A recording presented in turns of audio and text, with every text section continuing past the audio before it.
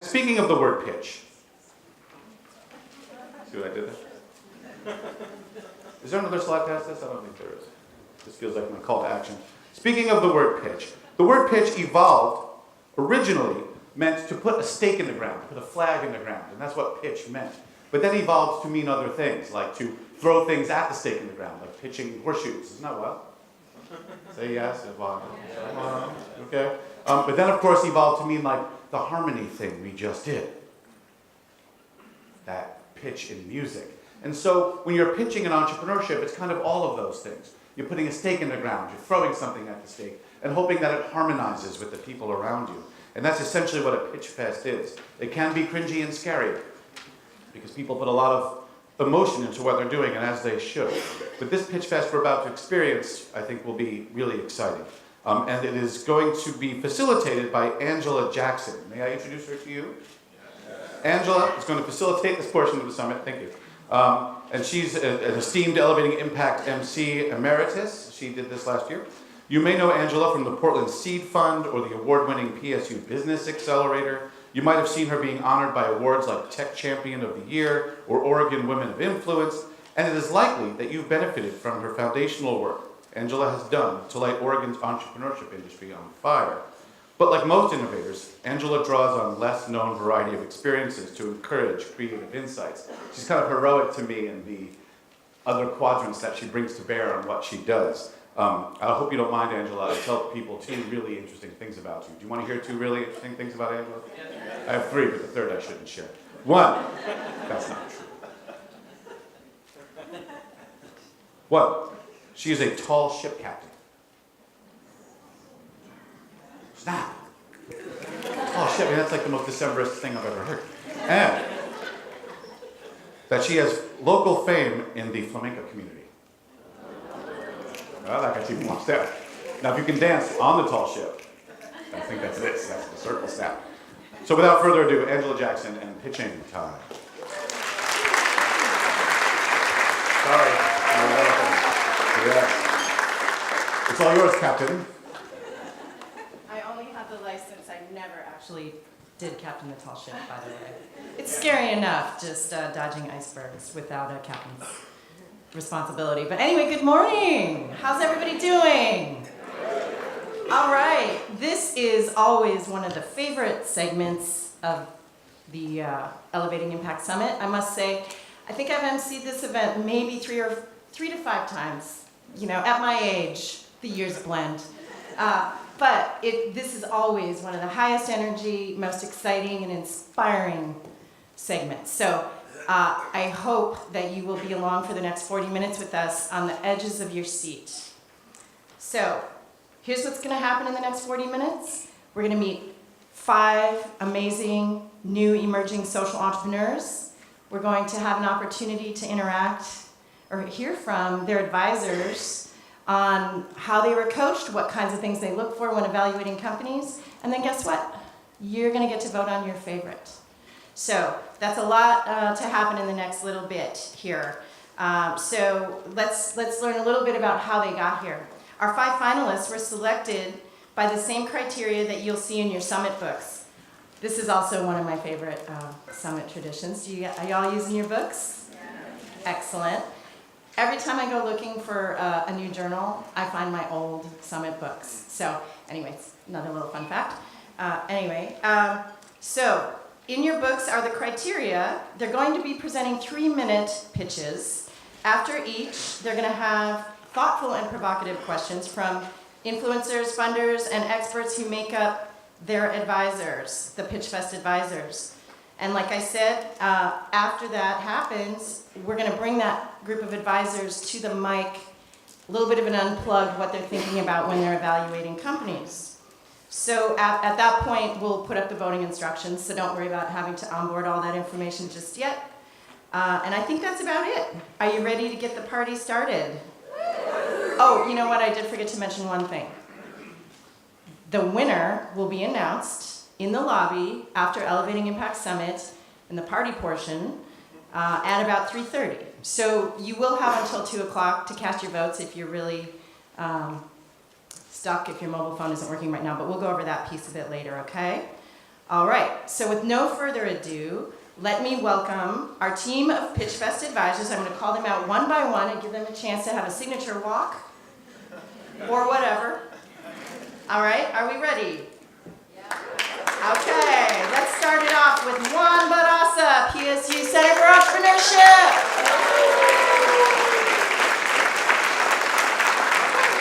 Come on, nothing like this. Tony Cover, there we are.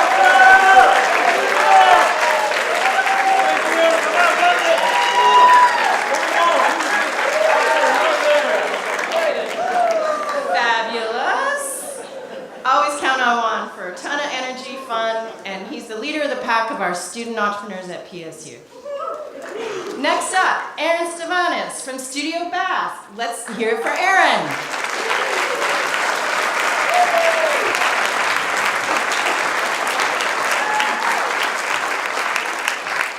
Third up, our own Dwayne Johnson from Globe 3 Ventures.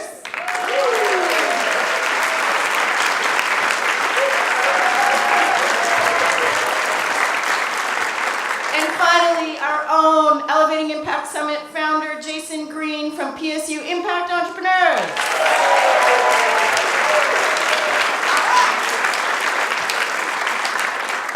Okay, now, I do have a timekeeper, do I not? Yes. Oh, a friendly face timekeeper. We love this timekeeper. Hi, Kim. She's still very strict. So, anyway, we are going to be strict, and you're going to help us be strict. They get 3 minutes to pitch, 2 minutes for Q&A, and advisors, just so you know the long answer. Okay, we're going to save a lot of eyeball rolls here, and if I cue you on a question and I nod, that means I'm probably going to cut off the answer to just keep this on the straight and narrow, okay? Right? Okay.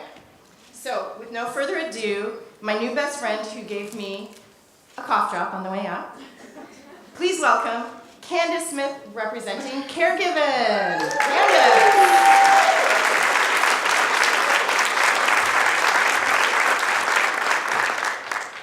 Hello. Thank you for coming. Caring for someone who won't get better is one of the most traumatic and expensive experiences that we all will go through. And there's not a lot you can do to prepare yourself for it. Something I learned the hard way. Despite all the signs, the escalating appointments and diminishing strength, I was totally shocked when my dad told me he had 6 to 12 months left. I wish I could say that my lack of preparation improved, but it didn't. Even with all the articles and advice, blogs and books, I was completely unprepared for the role of caregiver.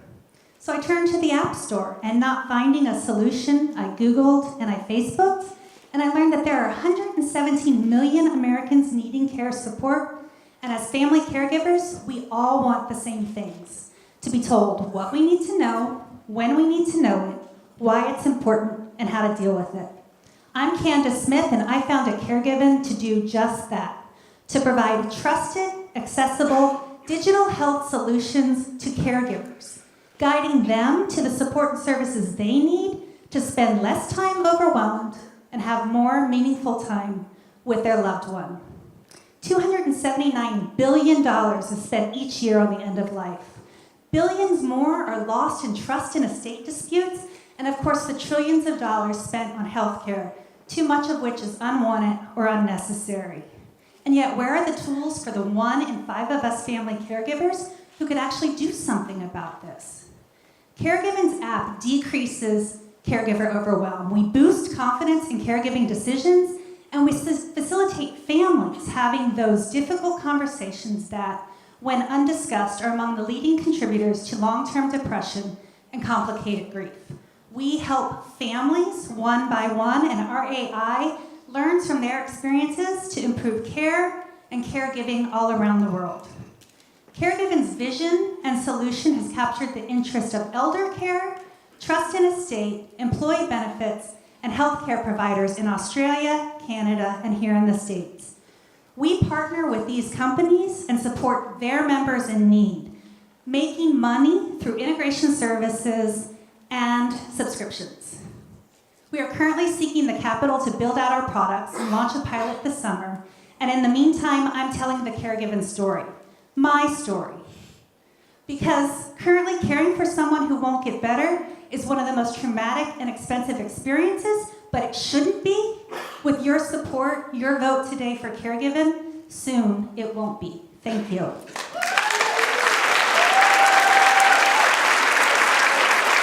How about just for being first, she gets an extra.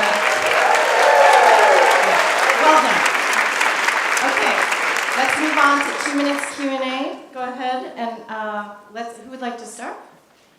I start. It is the app marketed to family members and loved ones that are providing care for elder ones, or is for a professional caregiving? It's for family caregivers. We are a B2B2C.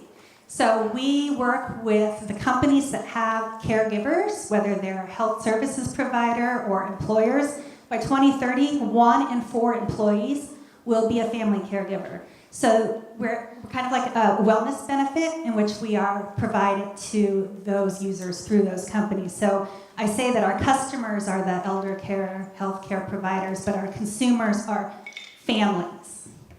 And it's the family caregiver, not the sick person.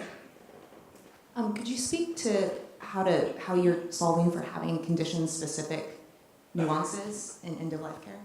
So through our research, not my research actually, the groundbreaking research of Elizabeth Kubler-Ross, what she proved was that everybody, regardless of where you live or your ethnicity or your cultural beliefs, goes through the 5 phases of grief.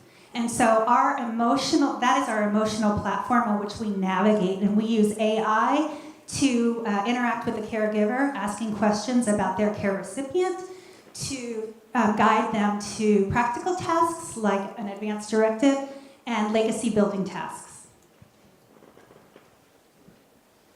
So you're using AI. Can you speak a little more about how you're developing that? My tech team is developing it.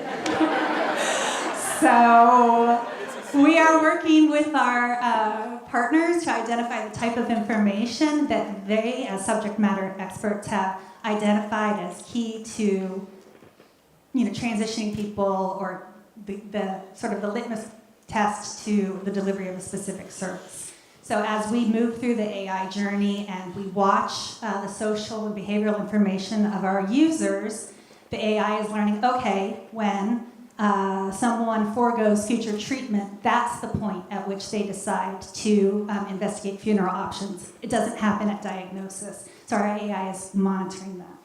Okay, I think that's, yeah, yes, okay. 2 minutes, goes fast, does it not? Thank you, Candace. All right. Next up, let's bring out Robert Whitson with Can Do Good. Hey guys.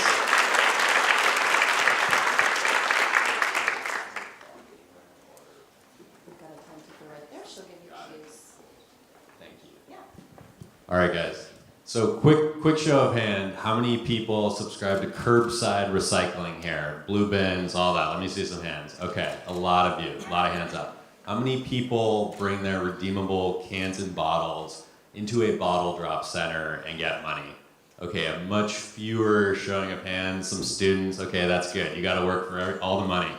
Well, one main pattern I've noticed over time, and I'm guilty of this too, is that I am putting my redeemable cans and bottles into the big blue recycling bin.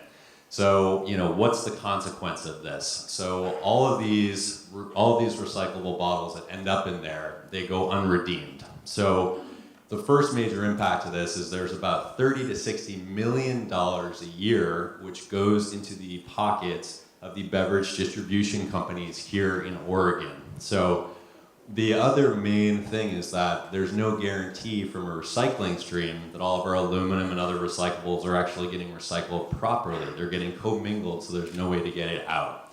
So this is big pattern number one. The other big pattern you've probably seen if you're living in Portland or living in Oregon is that there are lots of people who are going through bins to fish out these cans and bottles. This is incredibly inefficient. And these are our neighbors. They are under and unemployed, and they are the original entrepreneurs. So how do we help these guys out? How do we do the right thing with recycling?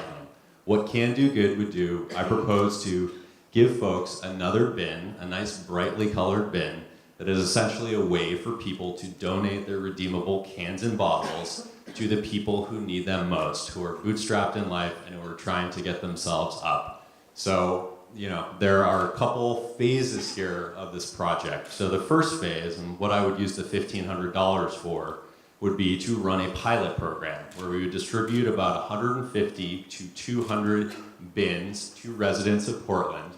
And essentially, we would run this for probably about 12 to 16 weeks, and we would monitor how frequently those bins are being emptied. So the whole idea is, let's take this $30 to $60 million and shift it away from the beverage distribution companies to people who actually need the money most.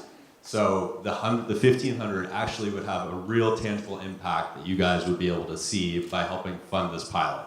The second phase is dependent upon whether the cans and bottles actually get collected out of these new bins. If we find that, hey, they're going uncollected, then what we would do is essentially form a collection company whereby we would channel revenue from redeemed cans to nonprofits in Oregon that focus on housing issues and job retraining I'm really services. sorry, but that's it. And we're going to Thank give you a you. round of applause. And we have very kind judges who may give you a chance to elaborate on some things you didn't get to. Nice finish. Thank you. Judges, who's up ASMR. first? So how would you let people know that these cans and bottles are sort of available to be taken and redeemed elsewhere? Pretty simple. I think, initially we would just put a, please take hot stamp on the side of the bin, which would say, hey, if you're here, these are intended for you, please take them.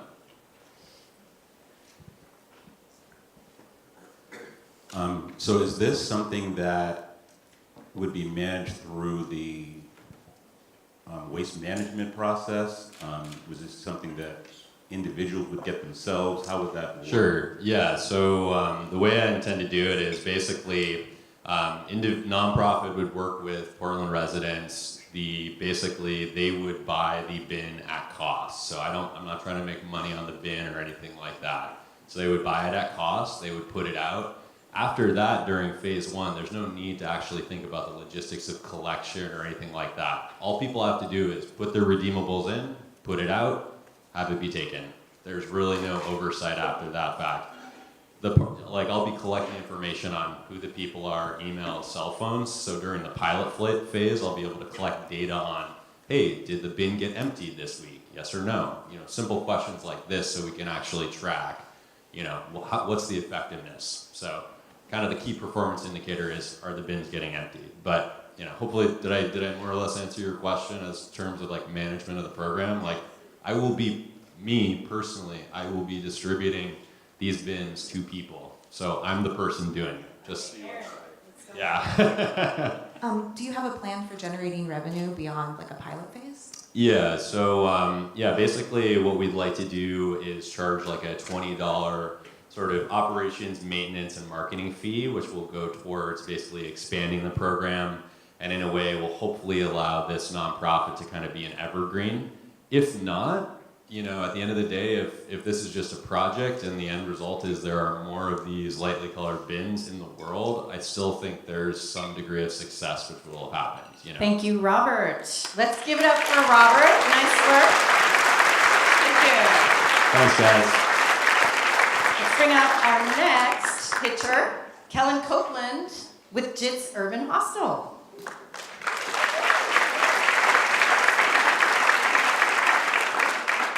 Hello. My name is Kellen Copeland, and I am the founder of JITS Urban Hostel Company. Our mission is to empower young people to reach their full potential by using innovative models that provide homes, vocational training, and entrepreneurial services while delivering exceptional value to travelers. On the slide are 3 youth whom I had the privilege to work with at a juvenile halfway home for at-risk adolescents. On the left is Kolo Maeli. He is a first-generation immigrant from Nuku'alofa, Tonga. Kolo was recruited by the largest Tongan gang in the world at the age of 12. and enter the halfway home to escape a violent past. On the right is Nick. He's an Idaho native who joined the program after his early release from a juvenile detention facility in St. Anthony, Idaho. And in the middle is Eric. He is from the Gihembe refugee camp in Buwamba town, Rwanda. Eric came to us in high school after he was put on probation. Like all the youth, Eric often complained of the mundane tasks within the halfway house and claimed they added a greater stress to his life. He even expressed that there was more opportunity in the camp where he grew up than provided by his new home. When I asked Eric what he meant by this, he talked about taking apart and building motorcycles for his uncle back in Rwanda. He enjoyed this work, and it gave him a sense of confidence that he had the ability to be independent. You see, these three young men taught me that the problem was not the at-risk youth at all. The problem was the model itself. The halfway house lacked scalability and was a means to further discipline the teens by mandating chores and providing a laundry list of programming checkboxes, and often neglecting any practical support. By employing and housing youth at a hostel for travelers and building the infrastructure to support associated businesses, we aim to empower our nation's youth. One potential approach which aligns with the hostel model includes an associated restaurant.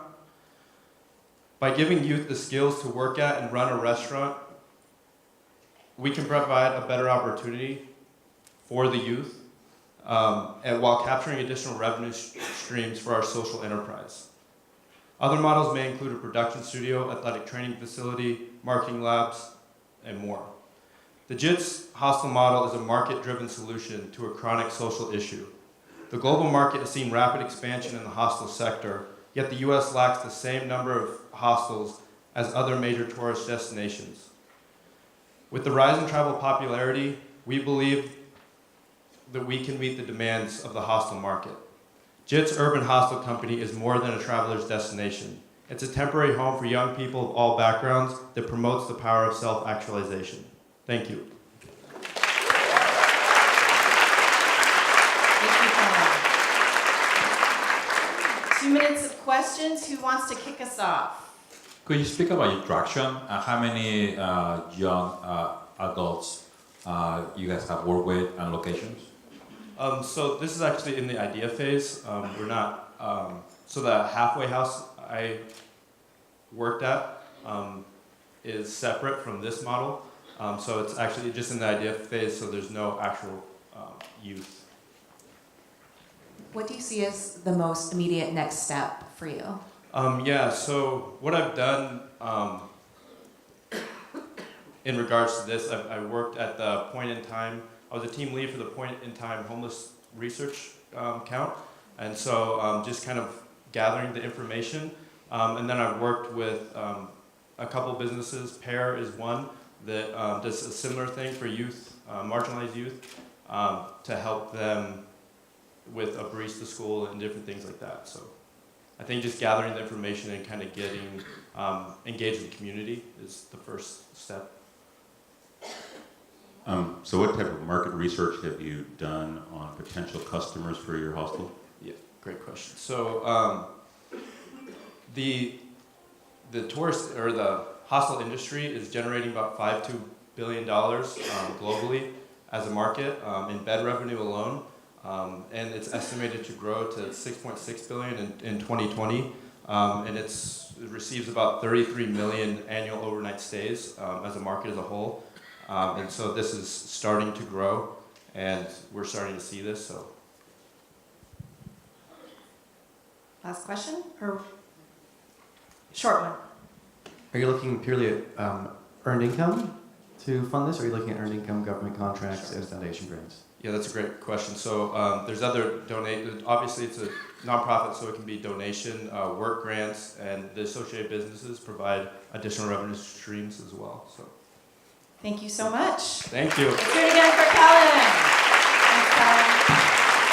All right. Next up, fourth in the order, please welcome to the stage Sam Cahote with Diaspora Cafe.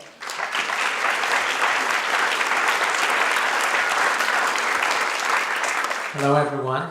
My name is Khup Samlin Khaute, or Sam. A lot of people prefer that. I'm not really sure why. Anyway, I am the founder and owner of Diaspora Coffee and Chai Co. LLC. We are a social enterprise dedicated to empowering Portland's refugee and immigrant community. When I first arrived in the United States 5 years ago, one of the biggest challenges I faced was finding a job. Having no prior job experience in the United States was one of the biggest hurdles. After 6 months of looking and applying for jobs, I was finally given one through a friend's connection. My first employer was an Iranian refugee who took me in by grace and was willing to train me. Working in a coffee shop wasn't my first choice. Not even the fifth, actually. Because it was scary and I had to talk to people. Considering the person I was back then, it was very overwhelming. I became a barista without knowing anything about coffee or the kind of food served at a coffee shop. I didn't know the difference between a bagel and a donut, among many other things like muffins and cupcakes. You get the idea. Looking back, however, that was the best thing that could have ever happened to me. Working in a coffee shop environment opened me up as a person. It gave me the confidence to grow and thrive in my new environment. It played a major role in my cultural integration as a new Portlander. Tremendous great things have happened to me in the last 5 years, and I believe it was for a purpose. Today, I am on a quest to give back. I believe I have a duty to my fellow new Portlanders who are in the same shoes.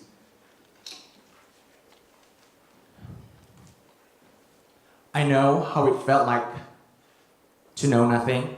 I know how it felt like to be scared. But I also know how much a little bit of love could shed so much light. Our mission at Diaspora Cafe is to bridge the gap of no job to first job experience, providing on-the-job skill and English training, and creating a safe space for a refugee and immigrant community where they can break out of their isolation, grow in confidence, and thrive. Thank you. Give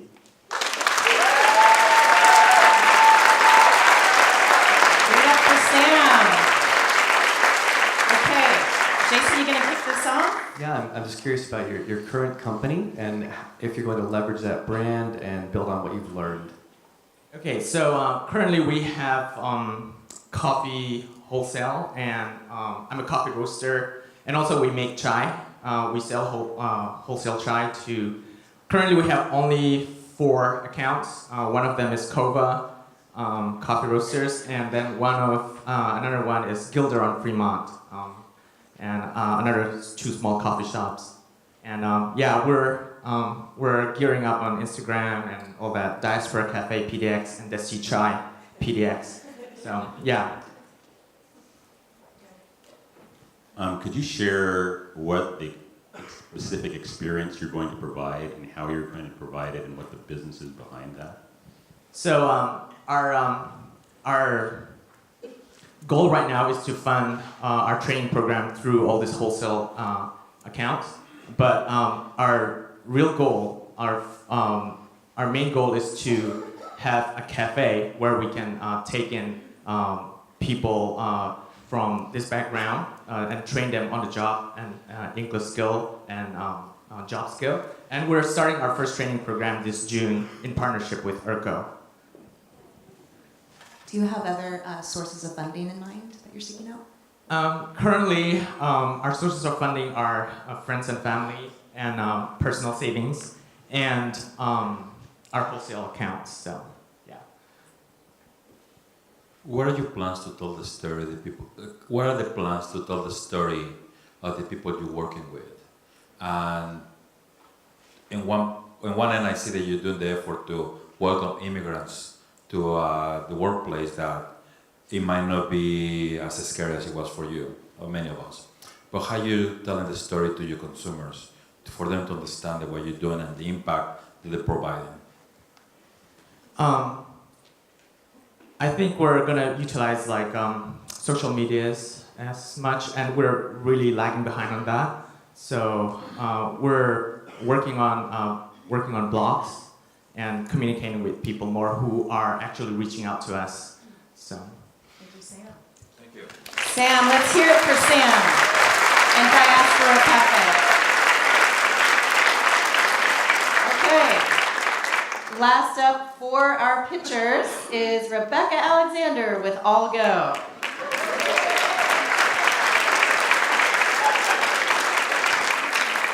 Good morning. Hi. So our world is not designed with fat bodies in mind. Just like this box was not designed for this cat. I know this all too well. Just last week, I had to ask an investor to move from a booth to a table because when I arrived to meet her, I literally couldn't fit. It was humiliating, and I worry about it happening again all the time. My name is Rebecca Alexander, and I'm the founder of AllGo, and we are Yelp for fat people. We review public spaces on a variety of comfort and accessibility factors, like whether chairs have arms, whether tables and booths move, and how many wine glasses you should expect to knock over on the way to the bathroom, also known as IOWIT. Our platform is a community-supported company. So just a little bit about our history. We launched on Kickstarter a year ago today. We raised $55,000 in 19 days from over 1,100 people. And then we used that money to build an MVP that's minimally viable product. I shouldn't have said that in a pitch. We built our beta and launched it on the App Store in October 2018 on both iOS and Android. We have over 3,000 users on the platform. They're reviewing places here in Portland, letting people know where they can go with confidence so that we can go out more and not have to worry about those humiliating moments. And then yesterday, this happened. So this is the front cover of the New York Times food section. Yes.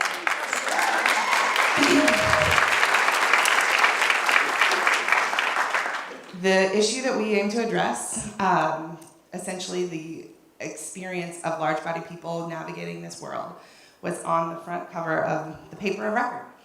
I'm incredibly proud, and we are having tremendous results. This is me, if you can't tell. Our website traffic is up by a factor of 10, and our app downloads are just, exploding. We have 300% acceleration in that as well. So I'm here today to continue to raise awareness of this issue in public and in Portland, because this is where our beta test is currently live.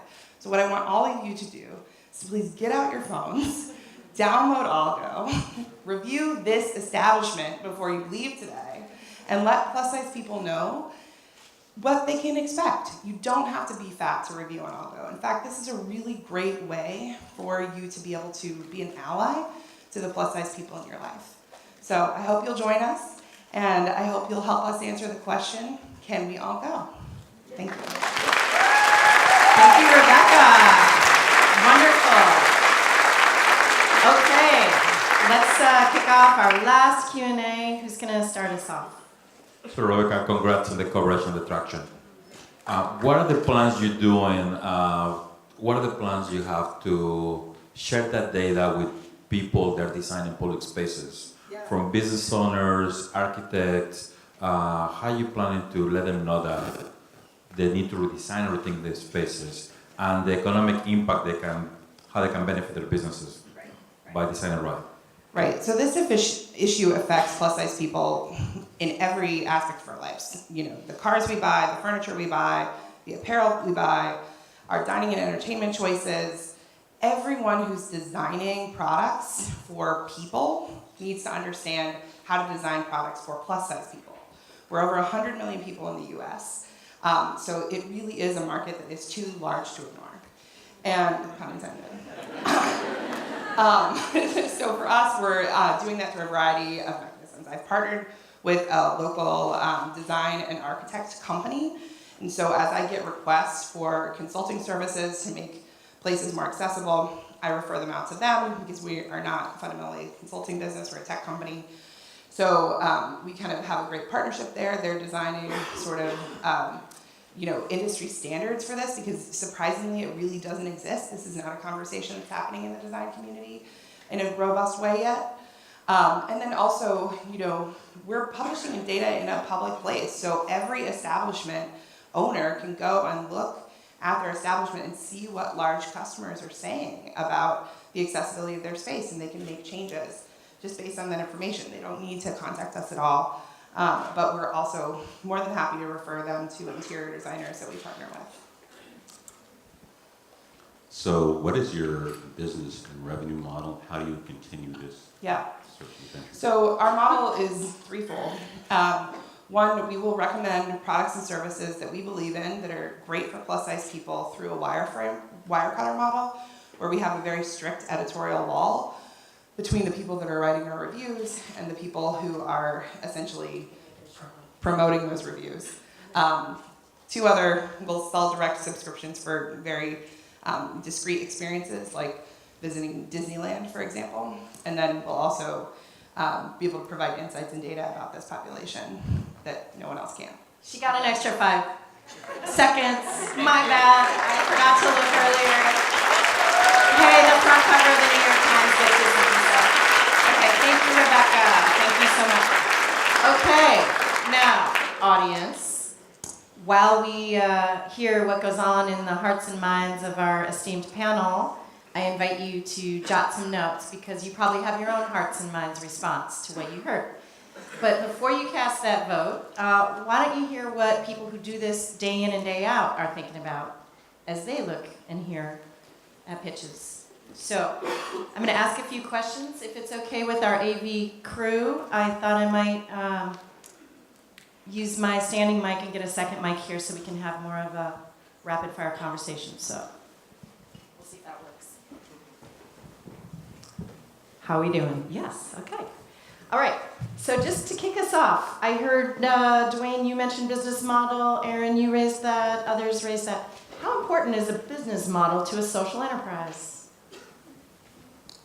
Well, I'd say it's very important because if one's looking for how to sustain the social venture, it's very important to understand who's going to support it and how. One of the things we see in both foreign nonprofit businesses and social ventures is that the founders spend a lot of their personal resources to make them happen. And you can't do this by yourself. So it's like, what's the thinking behind that? I'm very interested in seeing what the thinking is behind that will sustain the effort. As we often say, no margin, no mission. Even a nonprofit needs a plan to make money to run its operations. I also want to say I'm really tired of the New York Times hassling me about the Pitch Fest presenters every year and all the emails I get from them about who's going to present. I'm sick of it. And I think it's very relevant, right? So any business moving forward needs to have a social impact mission as part of the business model. But for the people that are taking this to heart and working on it, either in the professional lives or learning at the university, they need to keep in mind how they're going to make money. Who is the customer? It could be an agency, it could be a government entity, it could be federal funding, could be donations, philanthropy. They need to have a clear path to revenue. If that doesn't happen, doesn't matter how exciting your mission is, how meaningful it is for the planet or the community, you will not survive over a year or less than that. So please, you're funding a social-minded enterprise, really think about making money. Money is not a dirty word. It will help you move forward and impact a lot of people in your life. Well said. So money is really freedom to continue, to wake up and do it another day. Great. Erin, did you want to add to that? Yeah, I would also say money can be used as a way to really gather feedback about what's working or not. And I think being able to have a really good idea that makes an impact, but also can stand the test of the market is important. And there's a lot of really good ideas. And I think being able to have a plan for having it be a viable idea in the marketplace is the next step. Excellent. So, a lot of these are solo entrepreneurs, as they often are in the early stages. What makes a great entrepreneur? What makes you hear from an entrepreneur and just say that entrepreneur has it? What is it? First of all, passion, how invested they are in the idea. But once you go beyond the passion, what is the expertise? And everybody has a skill set that we're really good at it. For me, what excites me about an entrepreneur is the individual to recognize what they're good at, and they have the capacity to build a team or bring people around them to make that idea succeed. Your job as a founder, your first job, and your first opportunity to validate your idea is if you can get 2 or 3 more people engaged and willing to work with you. That's your first validation. Without it, you're gonna go a year, 2 years into it, and you're gonna continue working solo. And it could be done, but it's gonna be very hard. It's a lot easier when you have friends that understand the value of your idea and they're willing to work as hard as you do. I think one of the major trademarks of an entrepreneur is resourcefulness and resilience, and being able to not just see solutions, but being able to find new creative ways to approach things that other people perceive as problems. So I think resourcefulness, being able to find the means to navigate through the massive ambiguity, failure, and other emotional kind of blocks that will inevitably come up on an entrepreneurial path. And I'd add to that to be coachable and somebody that is constantly learning. Because at the end of the day, you're going to learn that you don't know a lot about what you're trying to do.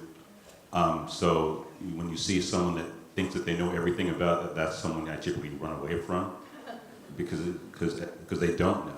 So there are a lot of people that are around in the community that may know lots of different parts of what that person wants to do. And being able to talk to those folks and learn from those folks and then engage with some of those folks can actually lead to a much more successful venture. I just want to build quickly on what Dwayne said.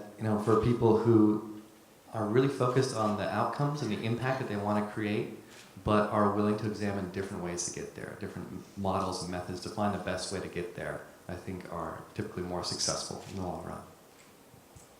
Okay, so entrepreneurs have gotten a lot of ink in the last 5 to 10 years. I would even dare say it might even be sexy to be an entrepreneur these days compared to 10, 20 years ago, right? Maybe not as, we didn't have a TV show, we didn't have all these incubators, even dorm rooms in some places to vaunt the great entrepreneur. So what would be a misconception or a myth about being an entrepreneur for people out there absorbing all this? Now, that's an easy one, the rock star myth. So having the name Dwayne Johnson, I can't possibly imagine what that's like. But at the end of the day, people think that you're going to make millions of dollars, it's going to be easy, you're going to get a bunch of folks around you, venture capital's going to run in and throw money at you, and it's going to all be good. That is so not it. I mean, it's more like get ready to sleep under your desk, work 18-hour days, spend every cent that you have, and oh, by the way, the thing that you thought you were going to be doing, i.e. the E-Myths talked about the fact that if you're going to be an entrepreneur, you're not going to be doing the thing that you thought you loved. You're going to be running a business. And that's hard. Okay, so that's one of the first things that people learn is that they're really going to spend a lot of time doing stuff that they probably don't know and didn't think they'd end up doing.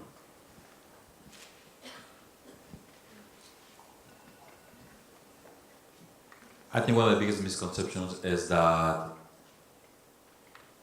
you can have people get into entrepreneurship because they want to be their own boss and nobody to tell them what to do. And they don't realize that they end up having a lot of mini bosses. The consumer that's calling you and telling you that, hey, this is not right, I need you to redo it again. If you take an investment money, surprise, that you have somebody you have to report, what you're doing with their money. And it's long nights. Before you are able to enjoy that successful exit or sell your business or seeing a lot of millions in sales, you're gonna have a lot of endless nights. You have a family that suffers a little bit, family dynamics. you work 7 days a week, day in and day out. Friendships get put on hold, and sometimes your own health take a step back, right? So it's not for the faint of heart.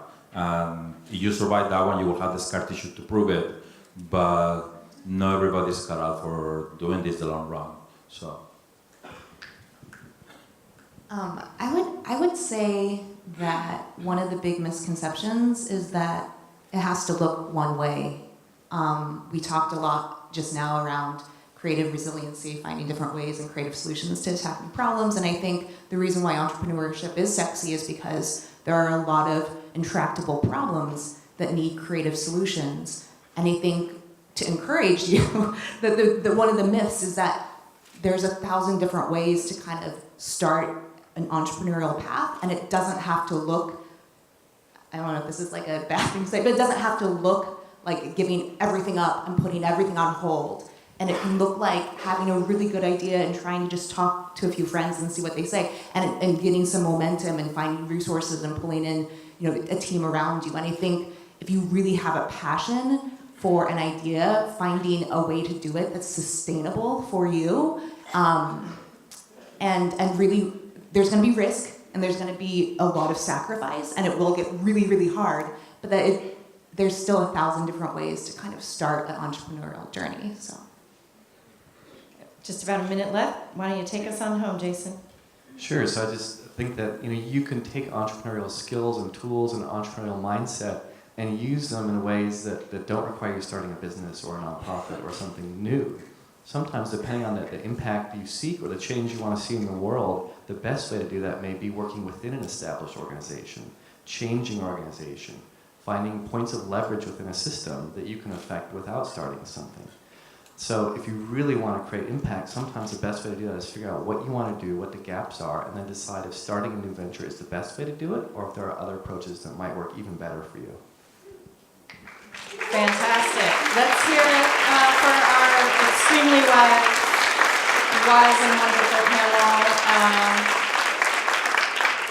I appreciate all of that. What I would like to do is, you guys are free to leave the stage. I'm going to give a little tutorial about voting. Do we feel like we have some fodder to work with in addition to our own reactions? Okay, let's give it up one more time for our smart people.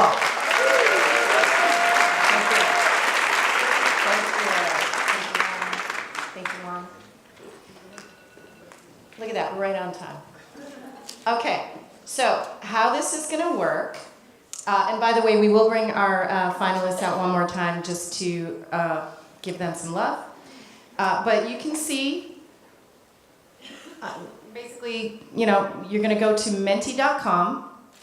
You're going to enter the code. I believe the codes are in your book for each company, and you will vote for your choice. You will have till 2 o'clock to do that. If you don't have a mobile device or you just live an analog life, which I love you if you do, there are stickies for you to vote at the registration table. So nobody will go with their voice unheard. Now, we are doing this in an atmosphere of trust. Pardon? Oh, no codes in the book. We do have it on a slide, I believe. Well, I know that we will get you codes on a slide.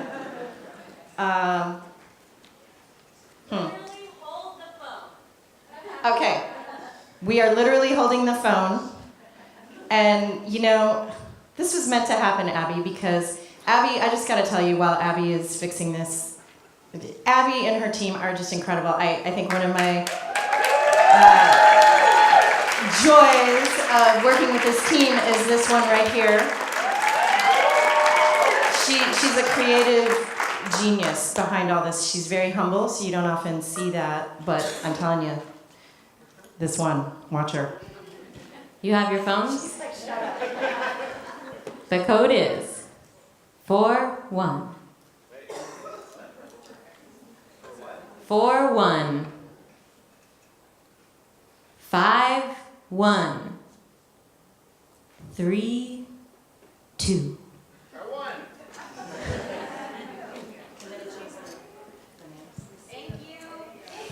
You'll see 3 slides, so you can choose the winner from the first slide. Press submit. Second slide, submit. Great. Thank you, Abby. Okay, so just you've got some time to do that, and if you need any assistance, someone at the registration desk can help you or get you your sticky. Okay. Just a reminder, the winner will be announced at 3:30, so stick around for that. That's always really fun and inspiring. One more thing I would like to bring out while you vote, our finalists one more time. We're going to get a group photo, so we've got camera ready. We're going to focus over there. Finalists, can you come out and maybe you can pause just to give them one more ginormous round of applause. They were fantastic. Thank you. Thank you. Thank you. And you guys keep voting. Do your voting thing. And Kim here, official photographer of Elevating Impact Summit, has you covered.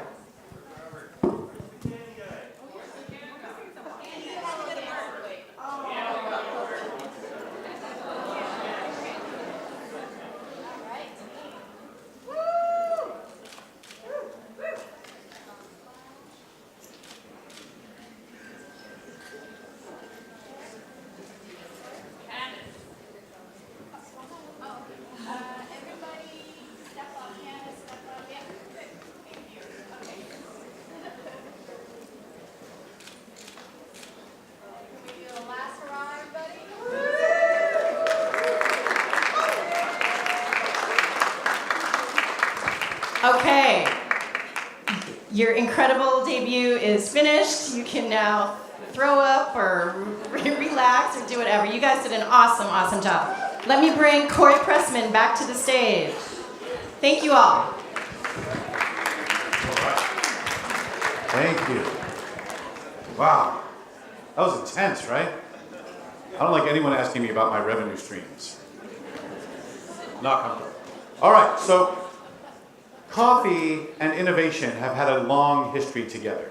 And it actually goes back to the first coffee houses in the 18th century, in the 1700s, which is linked to sort of the whole modern era. It began when people stopped drinking beer all day because the water wasn't very good, and started drinking coffee. And there's something about being, there's nothing wrong with drinking beer all day, by the way, for innovation. But there's something also amazing about drinking coffee, and then the coffee houses where people could gather, the high and the low, and people with varying ideas would come and mix and drink coffee, and innovation was born from this. So this is our opportunity.